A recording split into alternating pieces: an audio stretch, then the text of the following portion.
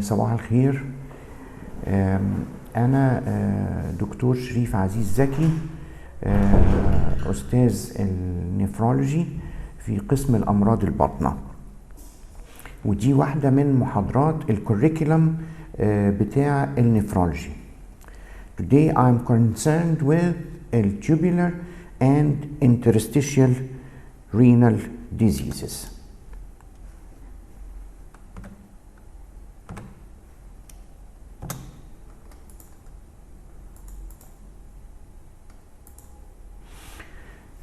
زي ما انتم عارفين ان ال diseases of the kidney primarily affect a part of the glomerulus, which is the functional unit of the kidney.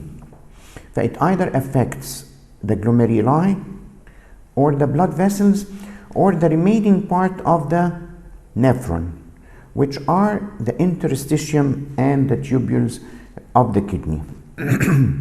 And despite that the interstitium and the tubules of the kidney are two distinct functional units, they are intimately related, and the injury of one of them directly affects the other. Today we shall discuss the common diseases affecting the tubules and the interstitium of the kidney, which are the tubulointerstitial nephritis, the analgesic nephropathy, the reflux nephropathy, and pyelonephritis. We shall start with the interstitial nephritis. Interstitial nephritis is a pathological term, زي glomerulonephritis, which means that there is an inflammation in the glomeruli. The same applies to the interstitial nephritis, which is a pathological term denoting that there is an inflammation involving the renal tubules and the interstitium.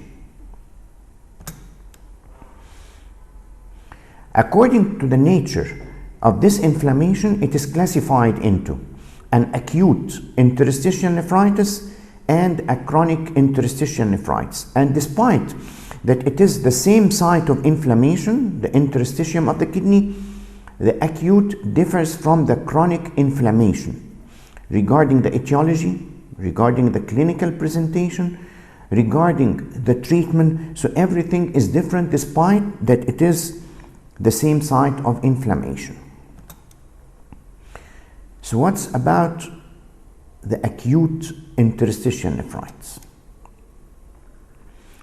ده واحد بيبقى عنده a completely normal kidney and he is exposed to an injurious agent. This injurious agent, by far the most common, is the exposure to a drug or a toxin, and this accounts for 70% of the cases. In 15%, exposure to an infection, whether it is in the kidney or elsewhere in the body, a systemic infection. And in the remaining 15%, واحد عنده كلية طبيعية خالص and he develops an acute interstitial nephritis, which is idiopathic or immune mediated, or a tubulointerstitial nephritis with uveitis.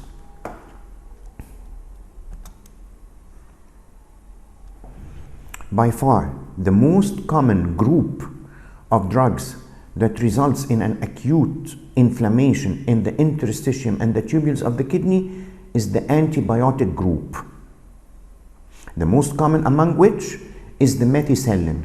But in clinical practice there are other antibiotics that are more commonly used, such as the ampicillin, the rifampicin, the sulfonamides, the cephalosporins. So in clinical practice, the exposure to one of these drugs results in acute inflammation in the tubules and the interstitium of the kidney. Still, this inflammation might occur due to exposure to other drugs, such as the non-steroidal anti-inflammatory drugs, other analgesics, diuretics, such as the thiazides or the furosemide or the H2 blockers. It might still occur due to the exposure to toxins, such as the organic solvents or the fungal toxin ochratoxin. the exposure to a lot of infections might result in an acute interstitial nephritis. It might be due to the exposure to bacteria such as the streptococci, the diphtheria, the brucella, the legionella, the pneumococci, the tubercle bacilli, and the mycoplasma. Exposure to viruses might result to an acute interstitial nephritis, such as exposure to rubella virus, the cytomegalovirus, the Epstein-Barr, and the hantavirus. Exposure to protozoa, such as exposure to the Toxoplasma gonadii, and exposure to spirochetes such as leptospirosis. زي ما قلت لكم قبل كده, the infection might involve the kidney itself, or it might be elsewhere in the body. It might be a systemic infection, and in all instances it's immunologically mediated, mostly a cell-mediated immune response, and to a much lesser extent an antibody-mediated or a humoral immune response. In 15%, in the last 15%, it is idiopathic or immune-mediated, such as in Sjogren's syndrome, in systemic lupus erythematosus, and in transplant rejection. What happens in the kidney when there is an acute inflammation in the interstitium and tubules of the kidney? Since it is an acute inflammation, the kidney size is normal, or even the kidney size is increased than the normal due to the presence of an edema fluid. Microscopically, this is what is found in a renal biopsy. The most characteristic is that the glomeruli and the blood vessels are normal. There is no involvement whatsoever in the glomeruli or the blood vessels of the kidney. And the whole lesion is restricted to the interstitium and the tubules. In the interstitium, there is an edema and a cellular infiltrate. Lymphocytes and plasma cells are the predominant cells.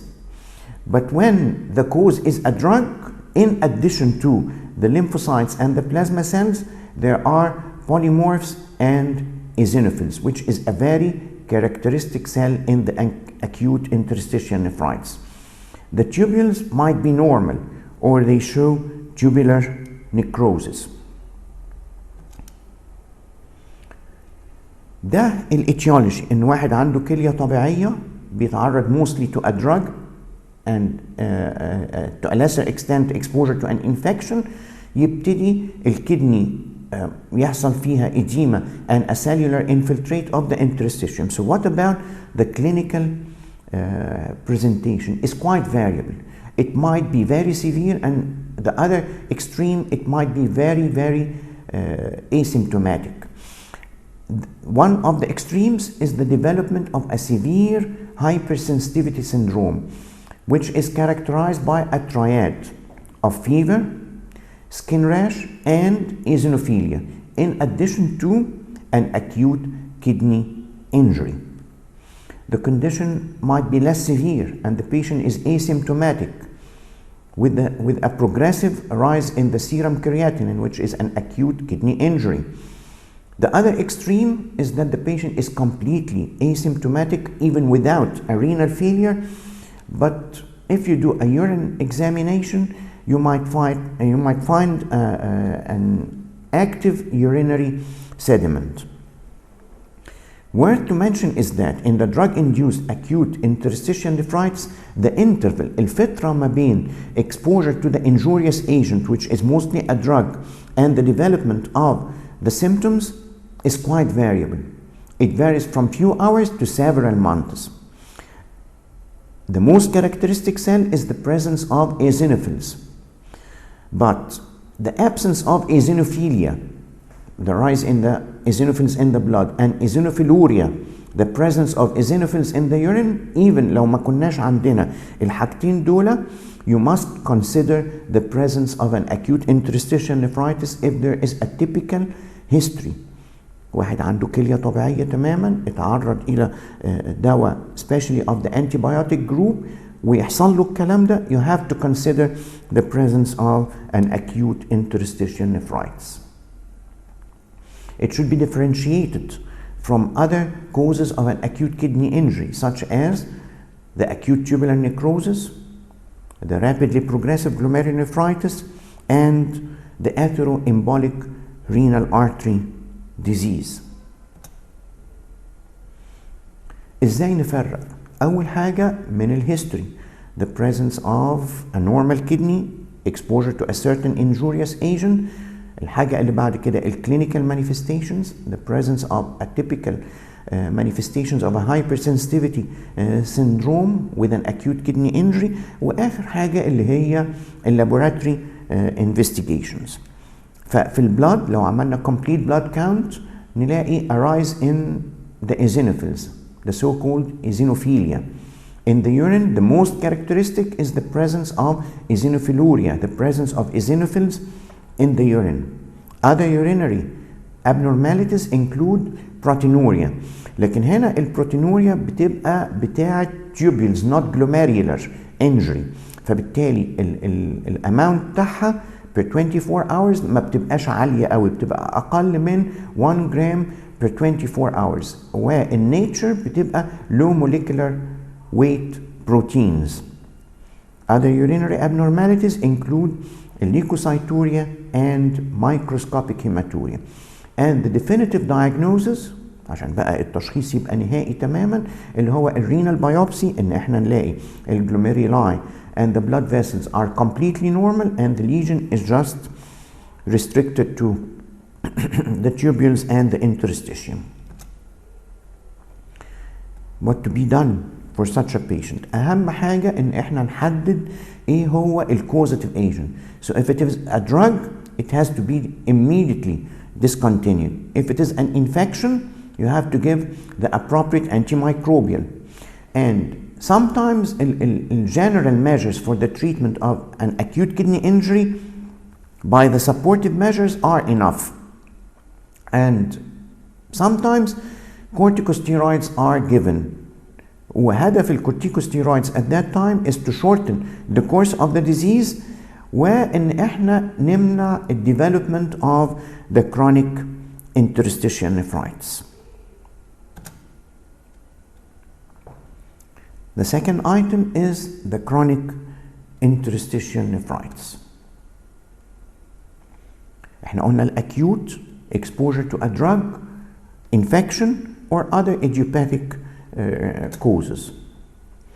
So the chronic interstitial nephritis, the same site of inflammation, and the common causes are analgesic nephropathy, which will be discussed shortly, the reflux nephropathy هنتكلم عليها برضو, الgouty nephropathy and obstructive nephropathy and chronic pyelonephritis. دي الأسباب المهمة اللي ممكن تؤدي إلى a chronic inflammation in the interstitium and tubules of the kidney. Less commonly, chronic interstitial nephritis might develop due to إن واحد يكون developed an acute interstitial nephritis and it was not dealt with in the proper way فيقلب إلى chronic phase.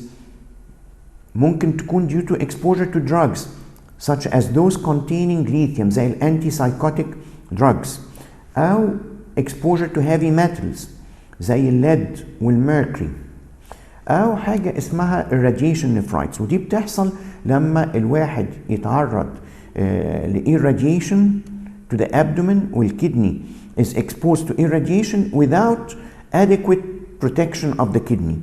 فبعد 6 ل 12 شهر من exposure to irradiation the patient develops a severe hypertension and a progressive chronic kidney disease نتيجة للchronic interstitial nephritis.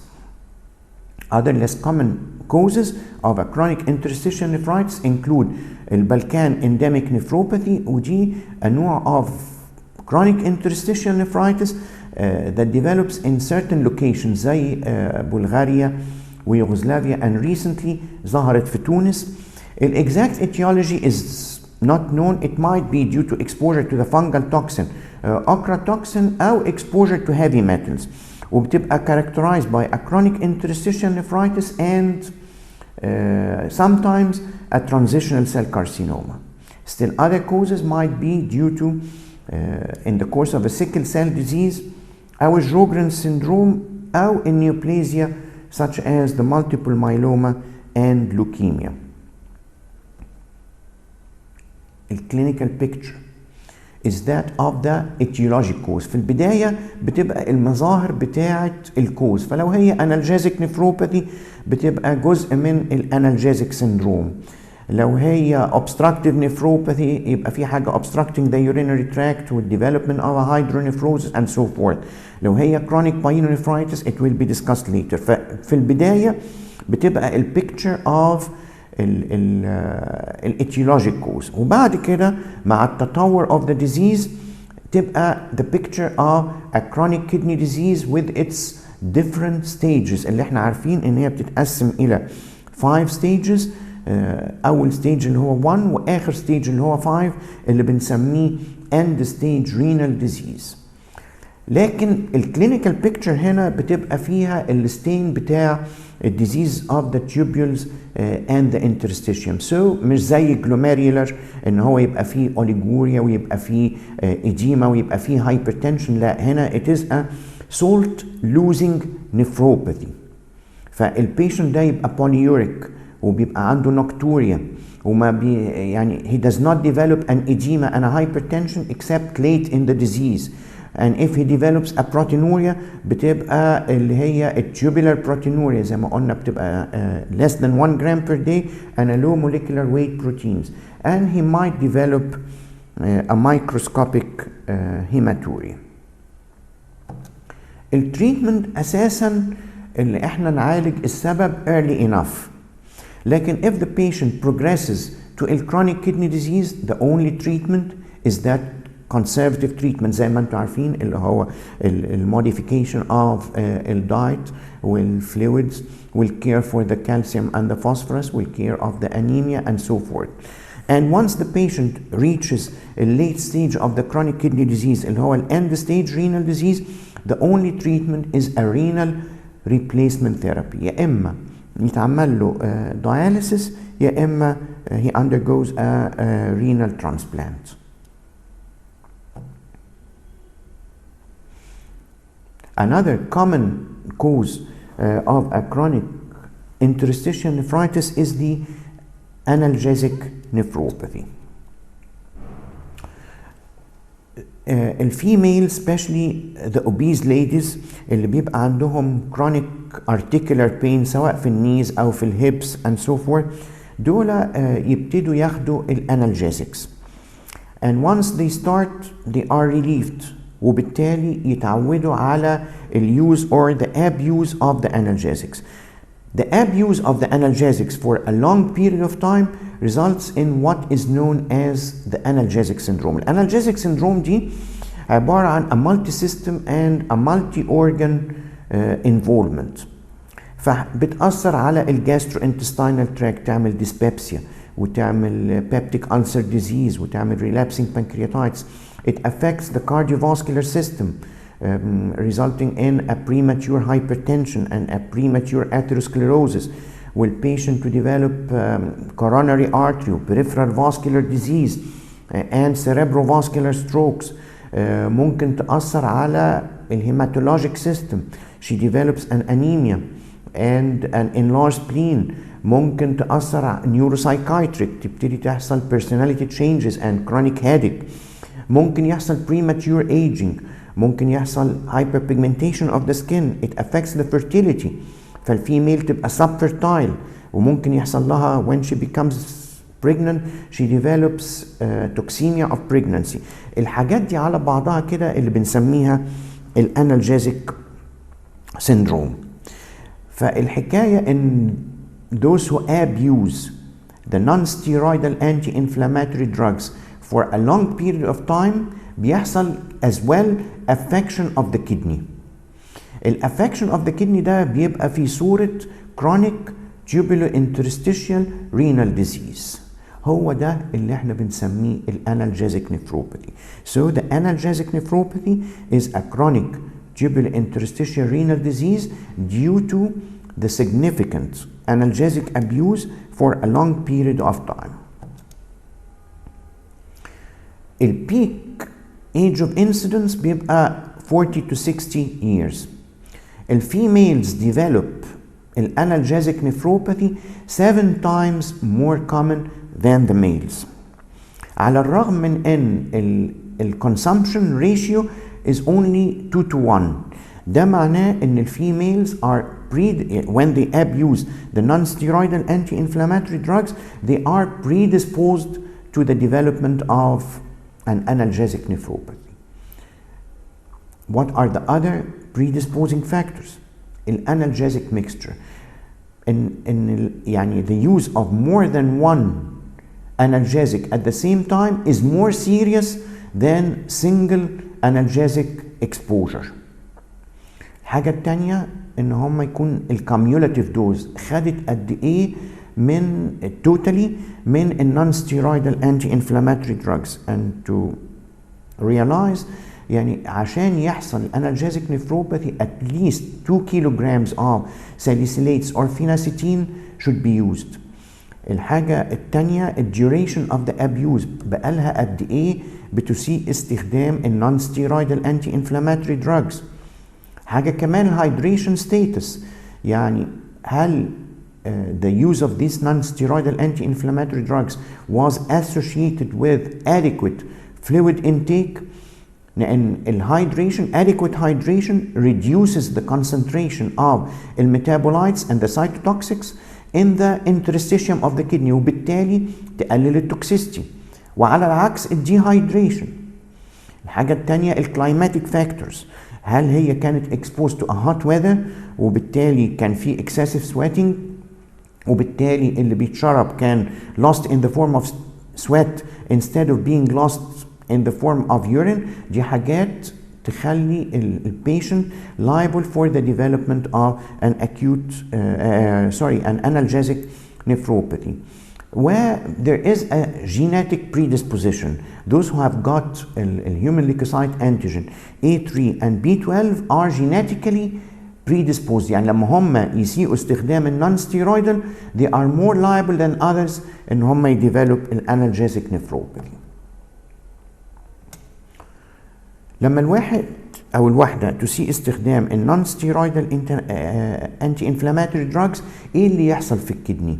renal papillary necrosis. This is the primary lesion that happens in the kidney، ودي بتكون نتيجة للaccumulation of cytotoxics and ischemic infarcts that develop in the renal medulla.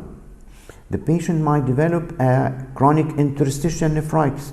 يحصل vascular sclerosis.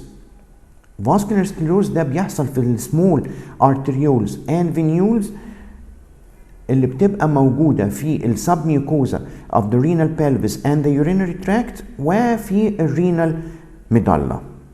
وممكن يحصل لي transitional cell carcinoma. كل دي التغيرات اللي ممكن تحصل في الكدني due to the exposure to the non-steroidal anti-inflammatory drugs for a long period of time. ده اللي بيحصل في الفاسلز اللي بتبقى موجودة في الرينال ميدالا and in the submucosa of the renal pelvis and the urinary tract. دي early stages بيبقى في thickening of the wall and narrowing of the lumen. هنا a more advanced stage with further thickening and further narrowing of the lumen. وهنا complete obliteration of the lumen والmarked thickening of the wall. And once this happens على طول يحصل الاسكيميك انفاركتس وممكن يحصل الرينال بابيلاري نيكروزس. دي الراديولوجيكال ساينز اللي بتحصل في الانالجيزيك نيفروباثي. The kidney زي ما انتم شايفين هنا كده الاوتلاينز ار wavy، ولما يحصل الwavy outlines of the kidney ده معناه ان في chronic inflammatory process happen in the kidney وحصل fibrosis، وهو ده اللي خلى اللي عمل irregularities in the outline. This is the normal calyx. هنا ده اللي هو partial papillary necrosis with a fistula. ده complete papillary necrosis with a ring shadow. لما يحصل necrotic papilla دي البابيلا دي تنزل وممكن تبقى lodged in the pelviureteric junction وتعمل ureteric obstruction، وده اللي هو السايت of الترانزيشنال سيل كارسينوما. زي ما انتم عارفين الترانزيشنال سيل كارسينوما البرايمري سايت ان هي بتحصل في اليورينري بلادر، ده النورمال، وبتبقى الريشيو ما بين اليورينري بلادر and the renal pelvis normally is 15:1. When the cause of this transitional cell carcinoma is the abuse of analgesic non-steroidal anti-inflammatory drugs بيبقى الريشيو ما بين تبقى more frequently developing in the renal pelvis، والريشيو بتبقى reversed، بتبقى 11:1 in the urinary bladder. It's much more common in the renal pelvis than in the urinary bladder. How to treat? The most important is the prevention of the development. فاحنا اول حاجه نمنع ان احنا الفيميلز تستخدم النون and as well طبعا الميلز نمنع استخدام النون ستيرويدال انتي انفلاماتوري دراجز. ويعني لو كان there is no alternative يبقى على الاقل نستخدم least injurious الباراسيتامول، وندي كل البريكوشنز ان احنا نعمل good hydration، نعمل interruption of the courses، not to use more than one analgesic at the same time، ما نخليهاش تقعد في حته hot weather، بالعكس يعني تبقى قاعده في حته شويه الجو فيها الطف and so forth. الحاجه الثانيه لازم to instruct her to drink a lot of fluids، والفلويدز دول لازم تبقى evenly distributed all over the day to maintain a urinary output exceeding 2 liters per day. الحاجة التانية you have to treat the complications that might develop due to the abuse of the non-steroidal anti-inflammatory drugs. فلو حصل hypertension you have to deal with، لو development of acidosis and urinary tract infection لازم نعالجه. حاجة مهمة ان احنا to keep an eye on this lady لفترات طويلة، لأن she is liable for the development of late complications such as malignancy زي renal artery stenosis زي urinary tract infection أو the development of renal stones. Another common cause for the chronic interstitial nephritis is the reflux nephropathy، وده الحقيقة مرض بتاع السكول جيرلز. مهم جدا ان احنا to discover the disease early enough في in the school girl بحيث ان احنا نلحق نعالجه and not to leave the development of scars to begin, otherwise the disease may progress by the natural course. الفيزايكوريتيريك ريفلكس هو ان اليورين يرجع من اليورينري بلادر into the ureter. This is not normally, and the urine shouldn't flow back من urinary bladder to the ureter. الريفلكس نفروباثي ده عبارة عن a chronic interstitial nephritis that is characterized by renal scars that develop as a complication of vesico-ureteric reflux. Worth to mention is that the renal scars start development في الانفانسي أو early childhood and they become fully developed by adolescence. عشان الفيزايكوريتيريك ريفلكس يؤدي إلى ريفلكس نفروباثي لازم يكون في 3 factors are interacting. أول حاجة تكون this school girl عندها vesicouriteric reflux, the backflow of urine from the urinary bladder to the ureter.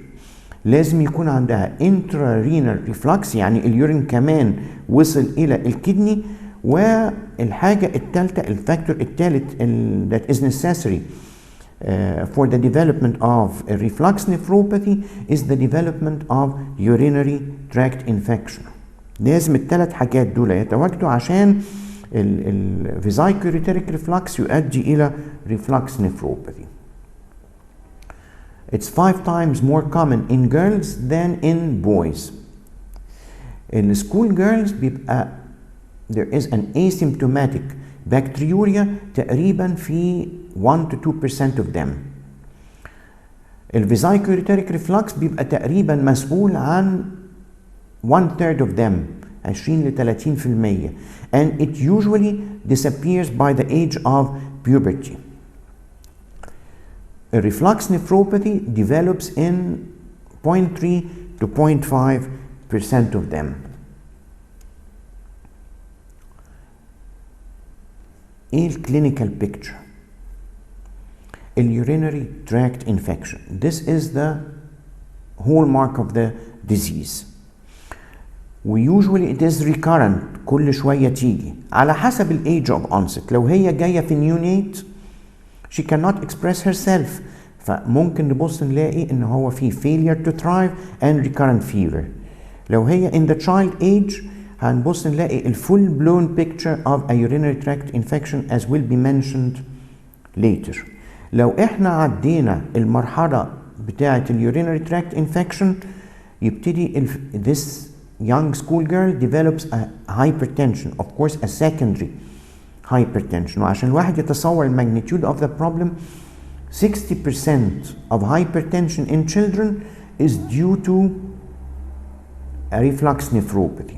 لو احنا ما خدناش بالنا وعدت المرحلة دي البيشنت بتخش في chronic kidney disease لغاية ما توصل للend stage renal disease. وعشان برضو الواحد يتصور المشكلة تقريبا 10% of those who are on dialysis at the age of 30 is due to a reflux nephropathy. فدي تعتبر نسبة عالية جدا. ال other manifestations of the disease ان احنا ممكن نلاقي positive family history، ان احنا ممكن البيشنت to complain of a loin pain، ممكن يكون في childhood enuresis، ممكن they develop nephrolithiasis أو urolithiasis، وممكن يكون في other congenital anomalies of the urinary tract زي مثلا يكون في posterior urethral valve أو a duplex ureter. الدايجنوزس بيبقى عن طريق الانترافينوس يوروجرافي. هنشوف دلوقتي البيكتشر بيبقى فيها disparity in the kidney size and shape and cortical scarring and calyceal clubbing. Another method for the diagnosis of a reflux nephropathy is the isotopic renogram اللي هي الدمسا سكين.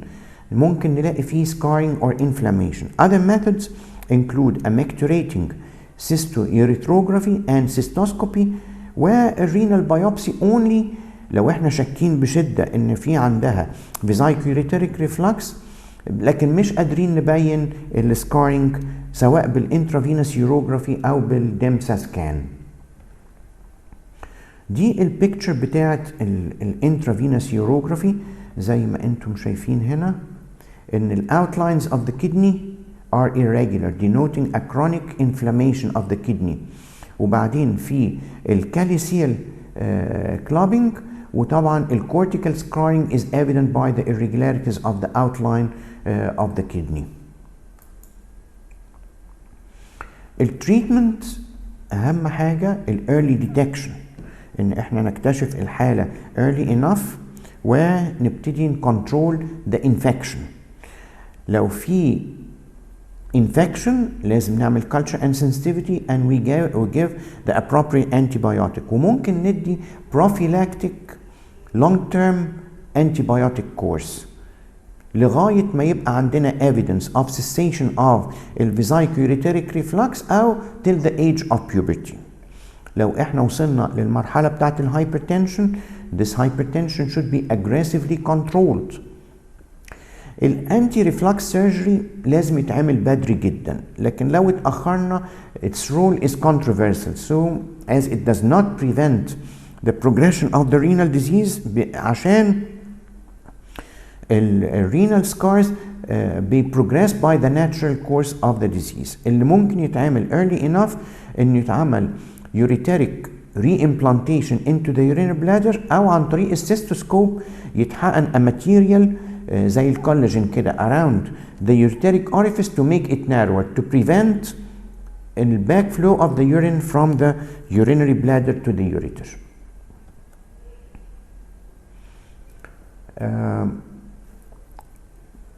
Another common cause for the chronic interstitial nephritis is the pyelonephritis.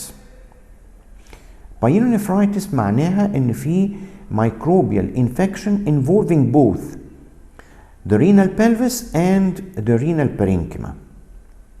On the other hand, لما نقول في pyelitis بس, it means that the microbial infection is just involving the renal pelvis without involving the renal parenchyma. لما يبقى عندنا pyelonephritis بتبقى associated by constitutional symptoms عشان في parenchymal involvement of the kidney. فالpatient will complain of fever, rigors, chills, muscle pains, joint pains and so forth. لما تبقى just a pyelitis ما يبقاش فيها constitutional symptoms, يبقى عندنا just local manifestations related to the urinary tract. Pyelonephritis, according to the nature of the inflammation, is classified into an acute pyelonephritis and chronic pyelonephritis. Chronic pyelonephritis is a form of chronic tubular interstitial nephritis. الacute pyelonephritis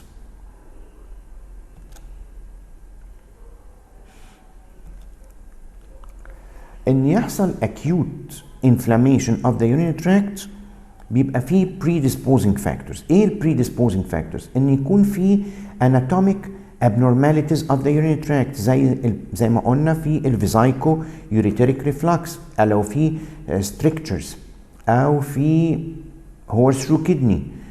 The presence of renal stones.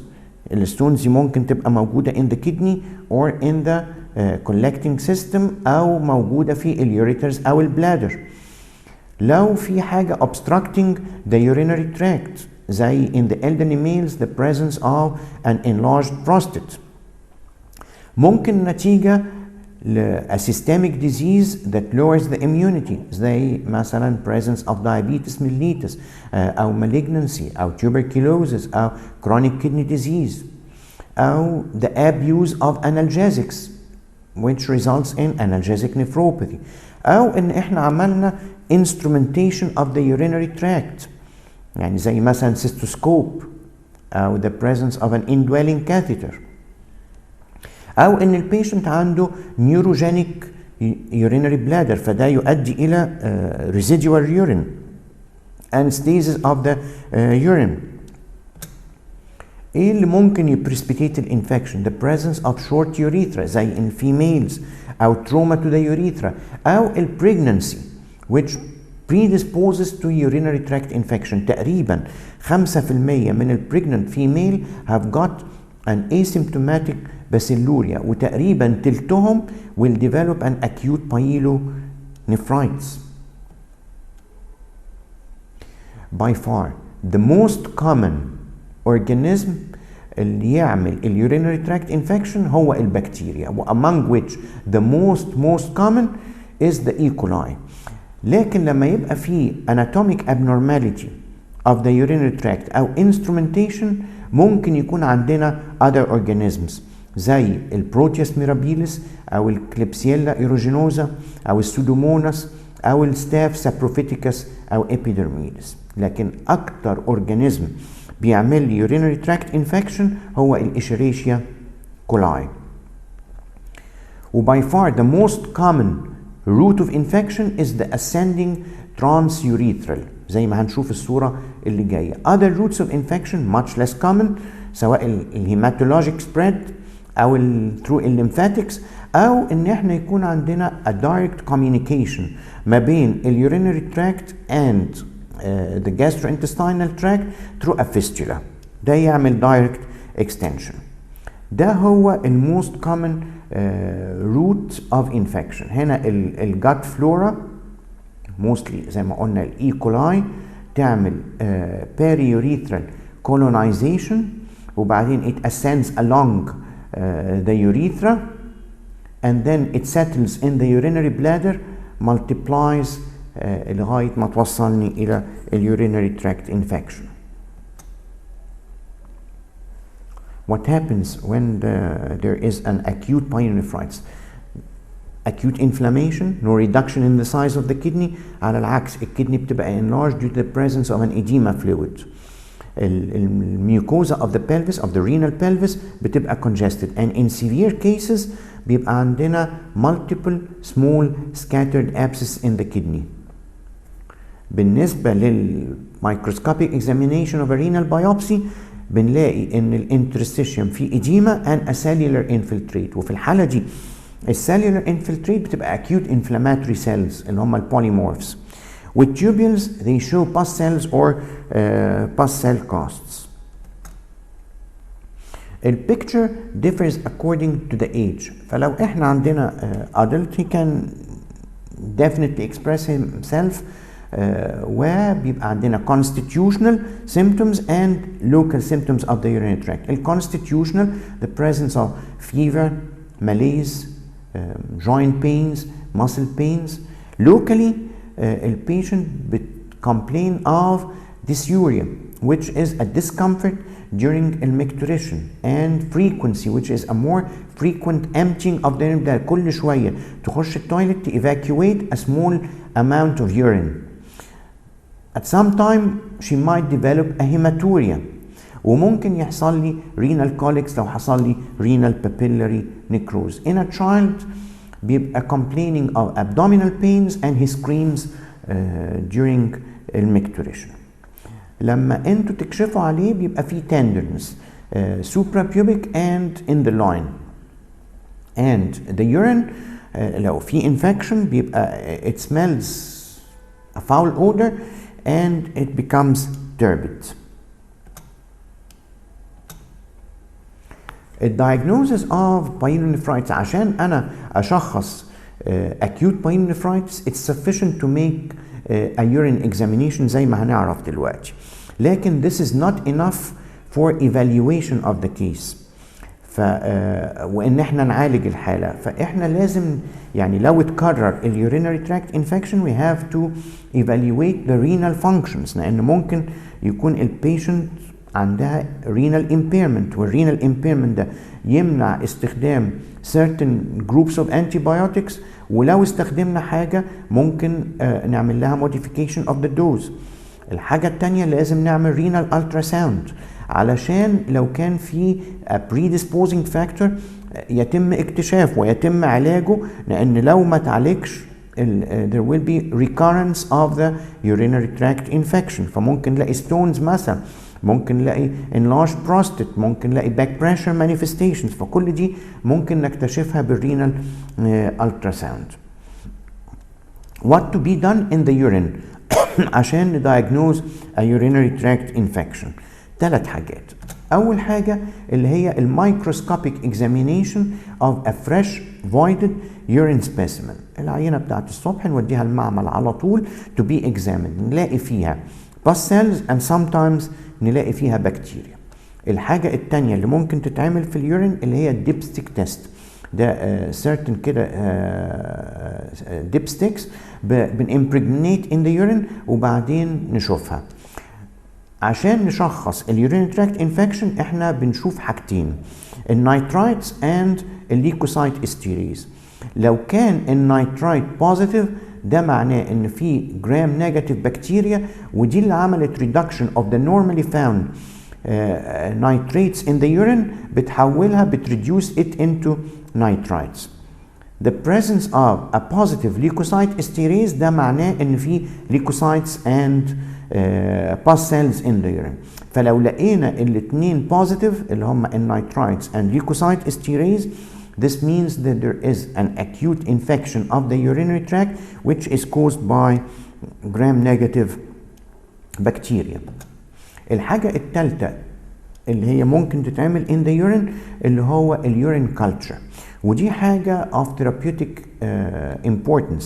أهم حاجة فيها is the proper collection of the urine specimen، لأن لو اليورين is contaminated هيتقرأ الcontamination وندي الانتيبيوتيك مش هيبقى فيه response ونعتقد إن هي resistant، لكن كانت المشكلة في collection of the specimen. فإحنا لازم ندي right instructions for the collection of the urine specimen، وإن هو يكون clean catch و midstream after adequate cleaning. و in children sometimes بنلجأ إلى الsuprapubic aspiration. عشان نقول إن في urinary tract infection the bacterial count should exceed 10 to the power 5 organisms per milliliter of urine. في حاجة اسمها low count bacteriuria، ده لما نلاقي أكتر من 100 organisms per milliliter of urine in addition to the presence of pyuria. في حاجة اسمها sterile pyuria، دي احنا لو عملنا microscopic examination of the urine نلاقي pus cells، لو عملنا culture of the urine ما نلاقيش فيه organism found، وده بالتكرار. نعمل microscopic examination نلاقي pus نعمل culture and sensitivity ما نلاقيش organism، دي بنسميها sterile pyuria. الكوزز بتاعتها ان ممكن احنا عملنا الكالتشر while the patient is receiving an antibiotic فحصل suppression of the organism. ممكن يكون نتيجة لأورجانيزم not cultured على الاوردينري ميديا، مثلا لو عندها urinary tuberculosis، او لو في renal stones، او لو في urethritis caused by other organisms مثلا زي الفيروسز او الفنجاي او الكلاميديا، او في الانالجيزيك nephropathy، او when there is a non-specific cystitis or inflammation of the urinary bladder. التريتمنت of الأكيوت pyelonephritis بيتقسم إلى حاجتين: prophylactic treatment and antimicrobial treatment. The prophylactic treatment هو إن أنا لازم instruct the patient to drink sufficient quantity of water، ولازم to maintain the urinary output over 2 liters per day. ولازم أنصح العيان إن هو to evenly distribute the fluid intake، يعني مش يشرب كل الكمية في فترة قصيرة مثلا الصبح وخلاص بقية اليوم not to drink، لا، it has to be evenly distributed. الحاجة التانية I have to avoid stasis of the urine، فأنصح العيان إن هو to evacuate the bladder every 2 to 3 hours and to لو كان في reflux vesicoureteric reflux تعمل micturition and 10 minutes later تعمل another time. ولازم يبقى فيه voiding before going to bed عشان ما يجمعش اليورين ويحصل stasis of the urine over the night. ونمنع البابل baths and chemical additives to the bath water. And we have to instruct the patient not to have constipation, and the presence of constipation might impair a urinary bladder emptying. حصل خلاص urinary tract infection.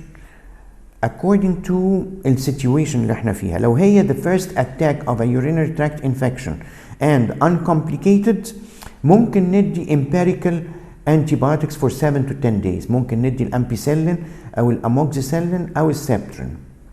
لو الانفكشن ده resistant او recurrent او complicated you have to do a culture and a sensitivity and to select the proper antibiotic according to the situation and to give the proper dose for the proper duration. لو patient have got the full-blown picture with a high fever and other constitutional manifestations in addition to local manifestations of the urinary tract لازم أبدأ broad spectrum antibiotic intravenously زي السيفيروكزيم أو الجنتاميسين أو السيبروفلوكساسين until subsidence of the symptoms. وبعد كده أكمل an oral antibiotic for another 7 days.